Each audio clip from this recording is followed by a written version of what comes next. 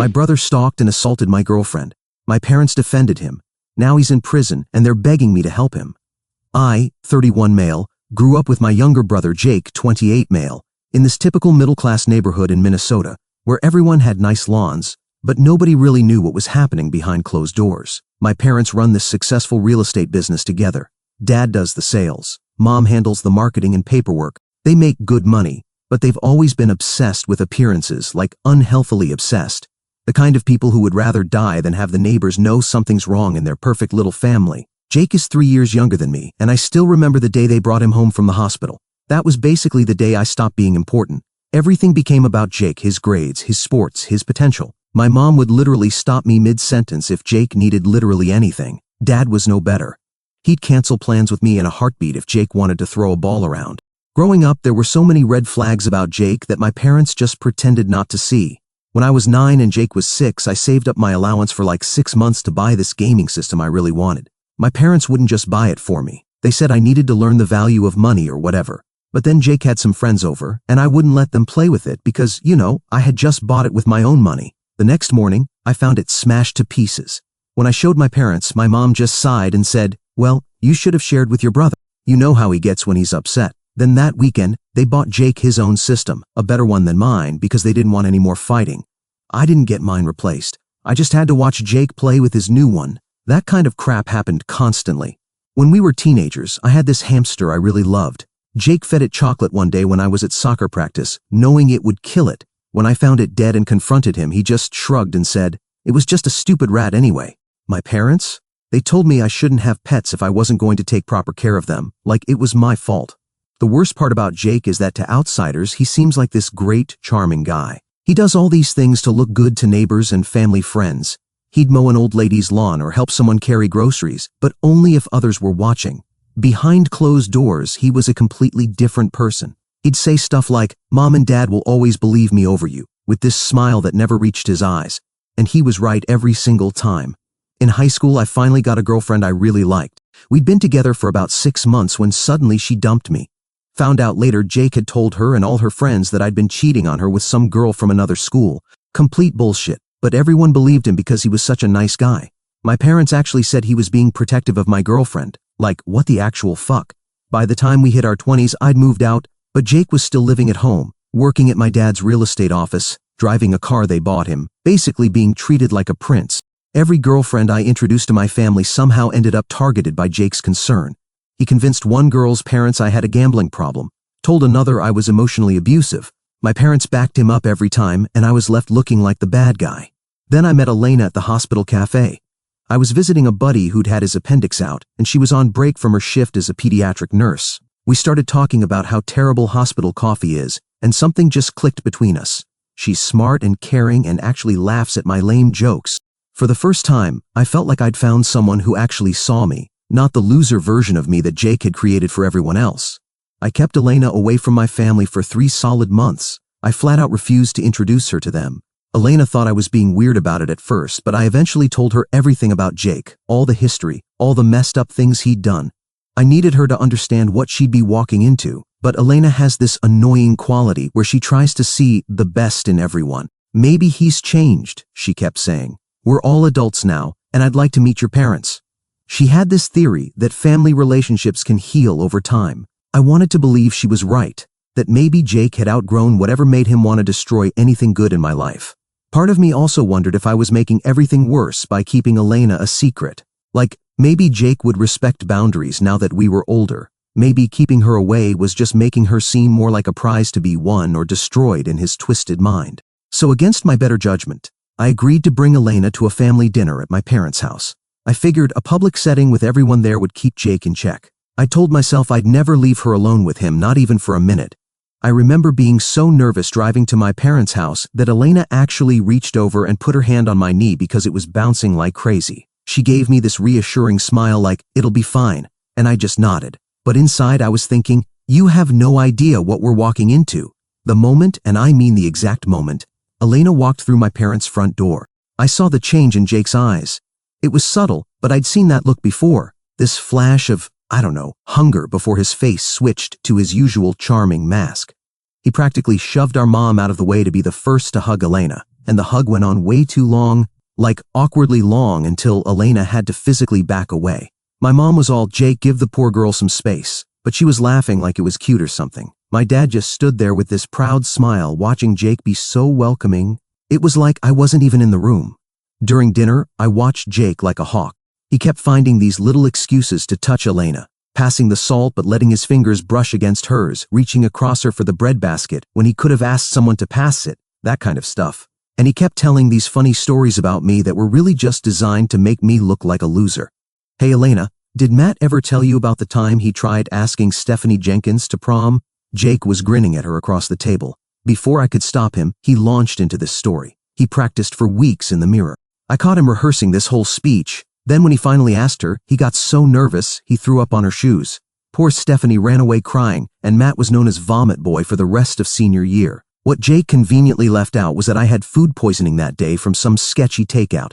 And the only reason I went to school at all was because Jake told Stephanie to meet me at a specific time, knowing I was sick. He literally set the whole thing up to humiliate me. But of course, my parents were laughing along like it was the funniest story ever. "Oh, Matt was always so nervous around girls," my mom added helpfully. Elena gave me a sympathetic look and tried to change the subject, but Jake wasn't done. The worst part was when dessert came. Jake somehow ended up sitting next to Elena. Even though he'd been across the table during dinner, he literally got up and moved when my mom brought out the pie. Then he tried to feed her a bite from his fork, staring at her the whole time like they were in some romantic movie. Elena turned her head away, but he kept the fork hovering there until she had to verbally say, "No thank you." I shrugged that shit off. Didn't want to ruin the whole fucking night. After dinner, Elena offered to help clean up. She's just thoughtful like that. I was helping my dad move some boxes in the garage when I realized I'd been away from the kitchen too long. I hurried back and found Jake standing way too close to Elena by the sink. His arm was resting on the counter next to her, basically blocking her path to the door. "Matt's always been the safe choice," he was saying in this low voice. "But don't you ever wonder what it would be like with someone who could actually excite you?" Elena had backed up as far as she could against the sink. "I've asked you twice to give me some space," she said firmly, but I could hear the tension in her voice. When she saw me, the relief on her face made my blood boil. Jake just laughed when he noticed me, clapping me on the shoulder as he walked past. "Your girl's way too serious, bro," he said, like we were sharing some joke. "You should tell her to lighten up." I wanted to punch him right there in his fucking face. I actually felt my hand curl into a fist, but I didn't want to make a scene in front of Elena. So I just put my arm around her and said we needed to head out. In the car, Elena was quiet for a long time. I kept looking over at her, waiting for her to say something. Finally, she took a deep breath. "Your brother isn't what I expected," she said carefully. "He's more deliberate than how you described him." "Deliberate?" "Yeah, the way you talked about him. I was picturing someone more obviously aggressive or mean, but he's subtle. Everything he does seems innocent if you point it out individually, but put together." She shook her head. "I can see why your parents don't notice. He's good at making it all seem normal." I gripped the steering wheel so hard. "I'm sorry, I shouldn't have brought you there. No, I needed to see it." She looked out the window. "The way your parents just let him behave that way, it explains a lot about what you've been through." I wanted to turn the car around and confront Jake directly, tell him to stay the hell away from Elena, but I'd been down that road before. Direct confrontation just gives Jake ammunition. He twists everything, makes me look crazy or jealous, and my parents always take his side. "Let's just not see them for a while," I suggested. "We'll come up with excuses for family stuff." Elena nodded, but she seemed distracted. "That's probably best." But I had a feeling that Jake wouldn't let this go. Every girlfriend I'd ever had was a potential target for Jake. But with Elena, it was different. The way he looked at her wasn't just about hurting me anymore. He wanted her for himself, and Jake always gets what he wants. My parents made sure of that our entire lives. Things got way worse after that dinner. It started about 3 days later. Elena was getting ready for her morning shift at the hospital when her phone rang from a number she didn't recognize. When she answered, there was just heavy breathing, then they hung up. She brushed it off as a wrong number or spam call. Later that same day, another call from a different unknown number. This time when she answered, a guy's voice said, "You're not as hot as Jake said you were." Still stuck up though. Then they hung up. Elena told me about it that night, clearly creeped out. "It was weird. They knew my name," she said. I immediately thought of Jake, but didn't want to jump to conclusions yet. Could have been a random weirdo from the hospital or something. But by the end of the week, Elena had blocked 6 different numbers. The voicemails were getting more specific, mentioning stuff like "nice blue scrubs today," or "saw you at Kroger buying that healthy crap." Someone was definitely watching her. I listened to one of the voicemails and recognized the voice immediately. Drew, Jake's best friend since high school. The same douchebag who helped spread rumors about me back in the day. The same guy who still follows Jake around like he's some kind of god. It's your brother behind this, Elena said, showing me a new text that had just come in. Playing hard to get is cute, but getting old. You know you'd rather be with a real man instead of his loser brother. I felt that old familiar rage building up. The same feeling I'd had all those times Jake had ruined things and gotten away with it. But this time was different. This wasn't just about me anymore. Elena didn't deserve this crap. She started checking her rearview mirror on the drive home from work, started calling me when she had late shifts, started jumping whenever her phone buzzed. The strong, confident woman I fell in love with was being systematically worn down, and I knew exactly who was responsible. I wasn't going to let it happen. Without telling Elena, I texted Jake, "Meet me at Keller Park in an hour, no excuses." I half expected him to blow me off, but he responded almost immediately. "Damn, you sound serious." "All right, big bro, let's chat." By the time I pulled into the nearly empty parking lot, Jake was already there, leaning against his car, arms crossed, looking every bit as smug as always. "Wow, a dramatic meeting in the park," he said as I got out of my car. "Didn't think you had it in you, Matt." I walked right up to him, getting in his face. "You stay the fuck away from Elena, you and your little minions." Jake chuckled, shaking his head. "God, you're so predictable. Always acting like the protective boyfriend. Tell me, does she even like that, or is she just waiting for someone with a little more confidence?" Before he could say another word, I grabbed the front of his shirt and shoved him hard against his car. His smirk faltered for a split second, replaced by something colder. "This isn't high school, Jake," I said. "You don't get to play your little mind games anymore. You so much as look at Elena again, and I swear to God, I will make you regret it." Jake tilted his head, studying me, then let out a slow, mocking laugh. "Wow, I think you almost believe that." I slammed him against the car again, harder this time. "Try me." For the first time in his life, Jake didn't have some quick comeback. His cocky mask slipped just for a second. Then, as if flipping a switch, he let out another chuckle and smoothed out his shirt like none of this had rattled him. "Jesus, Matt, lighten up. It's all in good fun." I stepped back, shaking my head. "You don't know what fun is, Jake. You only know how to destroy people, but you're not touching Elena. Not now, not ever." I turned to leave, but his voice stopped me cold. I knew Jake wasn't going to stop. I could see it in his eyes. This was just a game to him, a game he had no intention of losing. As I expected, things got even worse. Drew and another of Jake's friends, this meathead named Tyler, started showing up at the hospital. They'd sit in the pediatric ward waiting room for hours, never actually visiting any patients, just watching Elena work. When her supervisor asked if they needed help, they'd claim they were waiting for someone or checking on a relative. Elena started having anxiety before her shifts. "I feel like I'm being hunted," she told me one night, and the fear in her eyes made me want to burn my brother's world to the ground. The breaking point came about 3 weeks after the dinner. Elena called me at 11:30 p.m., her voice shaking so badly I could barely understand her. "There's someone following me," she whispered. "I'm in my car in the hospital parking garage, but I'm afraid to drive home. Matt, I'm scared." I grabbed my keys without even thinking. "Lock your doors. I'm coming right now." As I sped to the hospital, my mind was racing. Elena's next shift started in 8 hours. If she missed it because of this harassment, she could lose the job she loved. Her supervisor had already noticed her performance slipping. She'd been late twice last week because she'd been too anxious to sleep properly. We had days, not weeks, before this situation completely derailed her career. When I got to the garage, I found Elena huddled in her car, doors locked, constantly checking her mirrors. Tyler's beat-up Jeep was parked 2 spaces away, its engine still warm. The coward had taken off when he saw my car pull in. Elena was shaking as she moved to my passenger seat.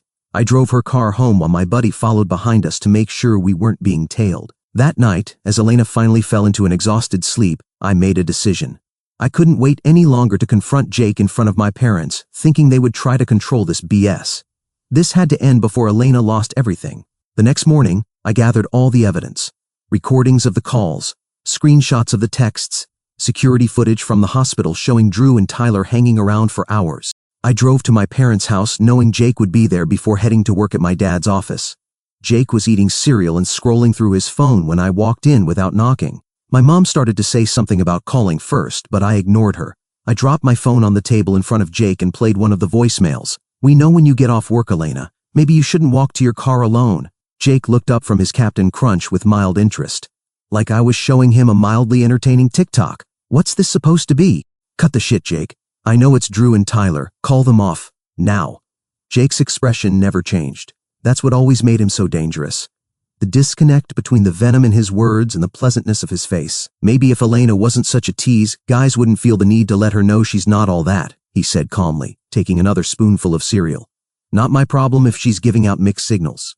Something in me snapped. 28 years of swallowing my anger, of playing the reasonable one, of letting Jake slither his way out of every disgusting thing he'd ever done, it all exploded in that instant. I didn't think. I didn't hesitate. My fist slammed into his face like a hammer, the impact cracking through the room like a gunshot. Jake's head whipped back so violently he nearly toppled over. Milk, spit, and blood sprayed across the table in a gruesome mix. A deep red gash split his lip, already swelling, and his nose burst open like a crushed tomato, blood gushing down his chin. For the first time in his pathetic life, I saw something new in his eyes. Fear. Then he started screaming, wailing like I'd just taken a baseball bat to his skull instead of my fist. The little bastard collapsed onto the floor, clutching his face, rolling like he was dying. My parents came running, right on cue. The same script, the same bullshit since years, just a different day. Oh my God, my baby. My mom threw herself to her knees, hands shaking as she grabbed a kitchen towel and pressed it to Jake's ruined face. "What the hell is wrong with you, Matt?" my dad roared, stomping toward me, his face red with fury. "Are you insane? You need help. Your jealousy issues have gotten out of control." Jealousy. I stared at them, breathing hard, hands still clenched into fists. Jake's blood smeared across my knuckles. They weren't looking at me. They never did. They were hovering over their golden son, their broken little monster, just as they always had. And for the first time, I truly saw them for what they were, blind, weak, worthless. I tried to show them the evidence on my phone, but they weren't interested. Hadn't even asked why I'd hit him. "Ellen has been throwing herself at him for weeks," my mom spat, her arm wrapped around Jake like a shield, like he was the victim here. "What did you expect, Matt?" she scoffed. "You bring a pretty girl around and think Jake wouldn't notice? Please, she's been leading him on, flirting with him, playing her little games. And now what? You can't handle a little competition, so you're making up these pathetic stories." Competition? I couldn't believe what I was hearing. He's fucking stalking her. His friends are following her at work. She's terrified. "Get out of this house," my dad said quietly, dangerously. "Don't come back until you've gotten professional help and apologized to your brother." I looked at Jake, still playing the victim with our mom fussing over him. But his eyes told the real story. That same smug satisfaction I'd seen my whole life when he got away with his crap. He'd won again, or so he thought. On the drive home, my hands were still shaking from adrenaline. I called Elena to tell her what happened. "So they didn't believe you?" she asked, though I could tell she wasn't surprised. They didn't even look at the evidence, just jumped straight to defending Jake. She couldn't believe it. I hung up while my mind's still racing on what should I do to keep her protected from my own fucking brother. When I got home, I found her sitting on the couch, knees pulled to her chest, her hands gripping the fabric of her sweater like it was the only thing keeping her grounded. Her voice was small when she finally spoke. "Matt, this isn't going to stop, is it?" I didn't lie to her. I couldn't. I ran a hand through my hair, exhaling slowly before meeting her eyes. "I don't think so. As long as Jake's obsessed with you," my jaw clenched. "And not as long as my parents keep feeding his delusion." She swallowed hard, looking away, her fingers tightening. Seeing her like that, scared of my own family, I felt I'm the cause and it hurt me deep. I moved closer, tilting her little chin up so she had no choice but to see me. "See the promise in my eyes, but listen to me, babe. I don't care what it takes. I don't care what I have to do. He will never touch you. He will never take you from me. I will protect you always." She blinked up at me, something shifting in her expression, and then she threw her arms around me, clinging to me like I was the only solid thing in her world. I felt her tremble, her breath unsteady against my neck. She wanted to believe me. I needed her to believe me, but deep down, I knew the truth. This wasn't over, not even close. That night, we stopped waiting for the inevitable and started preparing for war. I installed cameras, reinforced the locks, made damn sure no one got within a mile of her without me knowing. Elena called her lawyer friend, started the paperwork for restraining orders. We weren't just defending ourselves anymore. We were going on offense. Jake had taken everything from me since the day he was born, my childhood, my dignity, my peace. But Elena? Elena was mine, and this time I wasn't backing down. About a week after I confronted Jake, my mom started blowing up my phone, left like 20 messages saying Jake was devastated by the misunderstanding and wanted to apologize. They all wanted to make things right. She kept using words like family healing and putting this ugliness behind us. When I told Elena about it, she immediately said, "Don't go. This feels like a trap," and I knew she was right. Of course, she was right, but I also knew something else, something I couldn't ignore. If I didn't go, Jake would think I was afraid of him. He'd think he won. That's how Jake stupidly operated. If you back down, if you let him push you away, that was his green light to go harder, dig deeper, ruin more, and I refused to give him that satisfaction. This wasn't about fixing anything. This wasn't about family healing or forgiveness. This was about making it clear once and for all where I stood. We'll go together, I decided. The first sign of anything weird, we leave. I promise. When we walked in, the house was packed. My parents, Jake, my aunt, and uncle, who've always treated Jake like he walks on water, and worst of all, Drew and Tyler, the same assholes who'd been stalking Elena at the hospital. What the hell is this? I asked, automatically putting my arm around Elena protectively. We're here to help you and Elena work through this situation, my mom said with this fake therapist voice that made me want to puke. What followed was 2 hours of the most twisted gaslighting I've ever seen. They took turns explaining how Elena had obviously been flirting with Jake at dinner, how she must have led him on and then panicked when she realized I might find out, how the hospital visits were innocent, and Elena was paranoid from working too many night shifts. Jake played his part perfectly, looking wounded, saying how much he'd looked forward to welcoming Elena to the family. Drew actually had the balls to describe what Elena had been wearing on specific days at work, and my parents nodded like this proved she was seeking attention rather than being stalked. I watched Elena's face grow paler as they systematically tried to make her doubt her own reality. When Tyler started describing exactly which hallway she'd walked down on Tuesday, proving he'd been following her, Elena's breathing changed. She was starting to have a panic attack. We need to leave, I said, helping her up. My mom grabbed my arm hard. Matt, it's time to choose. Your real family or this girl who's clearly trying to come between us. I looked at her, really seeing her for the first time in my life. Elena is my family now. And if you can't see what Jake is doing, that's on you. The next day, Elena's supervisor called her into the office, her expression already tense. Concerns have been raised, she started carefully, like she didn't want to say the words out loud about you, causing drama at work. The minute she said it, I knew. This was fucking Jake. Someone had been spreading rumors, whispers about Elena having mental health issues, about her being untrustworthy, about a so-called history of making false accusations against men. Pure poison expertly placed. She had 3 days to decide, accept a transfer to another department or face a formal review. The job she loved, the kids she cared for. Jake was taking it all away just like he always did. That night, as we sat in silence at our kitchen table, an email notification popped up on Elena's laptop. A message from an old colleague, a position, a fresh start, a hospital 300 miles away. Elena read the offer letter, fingers hovering over the trackpad. She didn't look up when she spoke. He's not going to stop, is he? I knew he wouldn't, but I didn't tell her. I just made the decision. We leave.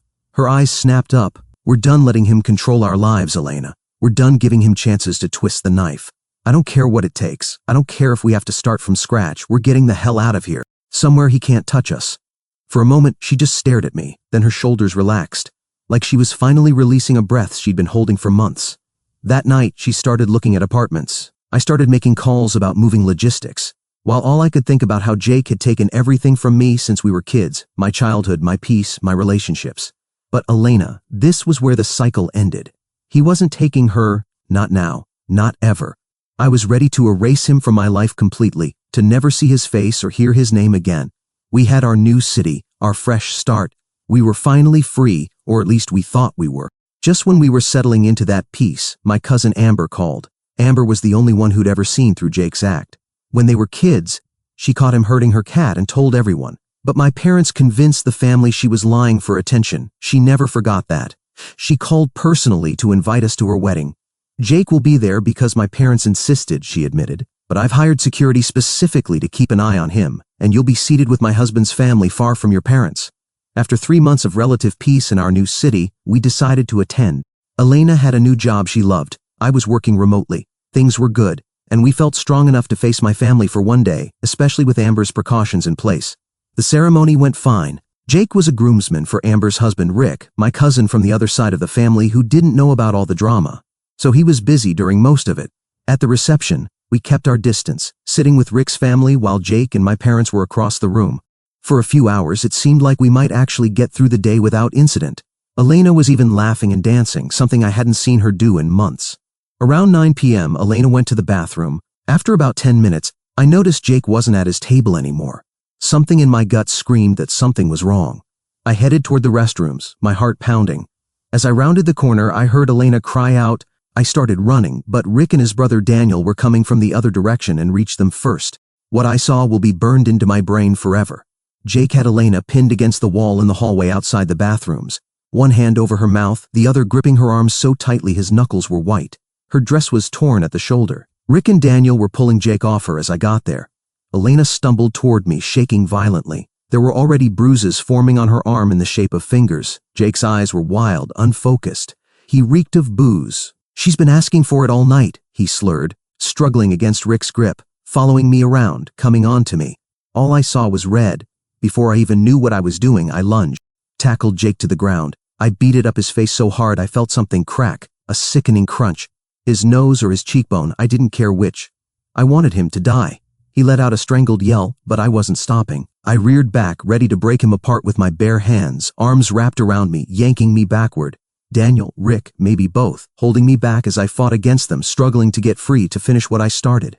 "Matt, stop." Rick's voice cut through the haze of rage. "We've got him. He's done." Daniel, a cop in another city, immediately called the local police. I got Elena to a private room where Amber and her mother helped clean her up and calm her down.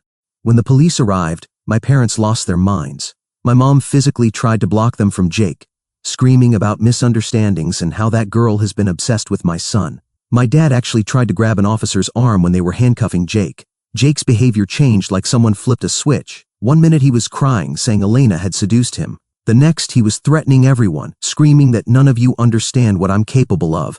As they finally loaded him into the police car, he shouted the vilest things about Elena that made even the officers wince. Several guests had their phones out, recording everything. As the police car pulled away, taking that bastard out of our sight, I turned to Elena. She was still shaking, her arms wrapped tightly around herself like she was trying to hold herself together. Her eyes were unfocused. I reached for her gently. "Elena," my voice broke, and I swallowed hard before trying again. "Are you okay? Did he hurt you anywhere else?" She didn't answer at first, just stared at the ground. Then finally she blinked up at me, and I saw it. The fear, the betrayal, the exhaustion. I had brought her into this nightmare. I had let this happen. I cupped her face, brushing back the strands of hair Jake had yanked loose. "I'm so sorry, baby." My throat tightened. "I should have protected you. I should have never let you near him." She shook her head. "You didn't do this, Matt." "He did." I wanted to believe that. I really did. But the guilt burned deep. I wrapped her in my arms, holding her against my chest, feeling the way her body still trembled. She wasn't just the woman I loved. She was my only real family, the only thing in this world that mattered. And if anyone ever laid a hand on her again, I would tear this entire fucking world apart. The days after the wedding were complete chaos. My parents went on a full psycho rampage, calling literally everyone in the family to spread their twisted version of events. Thank God for evidence. Amber's wedding video clearly showed Jake following Elena to the bathroom. Multiple guests witnessed him making creepy comments about her throughout the night. And, of course, there were the cell phone videos of his drunken confession during the arrest, where he basically admitted everything. Elena and I were dealing with the legal aftermath when my parents showed up at our apartment unannounced. They caused such a scene that our neighbors called the cops. My mom was sobbing about how I was sending her baby to jail while my dad made threats about making sure I never worked in this state again. Like I gave a crap about his connections at that point. They switched between guilt trips about destroying the family and threats about cutting me off financially, though I hadn't taken a dime from them in years. My mom actually said, "After everything we've done for you, this is how you repay us," as if they were the victims in all this. Elena and I didn't waste time. We fortified everything, changed our routines, upgraded our security, made sure no one could get near us without us knowing. The restraining order against Jake was just a piece of paper. We both knew that wouldn't stop him if he really wanted to get to us. Distance was our only real protection. I got a call from Amber a week after the wedding. Jake had been denied bail due to the severity of the assault charges and his recorded threats. He was going to be in jail until the trial, which could take months. My parents were apparently telling everyone who would listen that the justice system was biased against young men and that Jake was the real victim in all this. Amber also mentioned that several family members had taken our side after seeing the wedding videos. Even my uncle Phil, who had always been Team Jake, called my parents delusional after watching the footage of the assault and Jake's arrest. That was 4 years ago. Since then, Elena and I built a pretty good life. We got married in a small ceremony with Amber's family and Elena's relatives. Elena became head pediatric nurse at her hospital. I got promoted to senior developer. We bought a house, planted a garden, made new friends. Elena's now pregnant. A little girl due in 3 months. Life was good, normal, peaceful. Then yesterday, my phone rang with an unknown number. It was my mom sobbing so hard I could barely understand her. The story that came out between her sobs was insane. Turns out Jake only served about 18 months for the wedding assault. His fancy lawyer got the charges reduced, and he was released on good behavior about 2 years ago. None of us knew because we'd completely cut contact with that side of the family. After getting out, Jake apparently joined some church recovery program where he met this woman named Rachel. According to my mom, the church really pushed their relationship as some kind of redemption story, and they got married just 6 months after meeting. My parents and Rachel's family were all supportive, thinking Jake was reformed or whatever. According to my mom, everything had been perfect until last week, when Rachel's coworker called the police after she missed several days of work.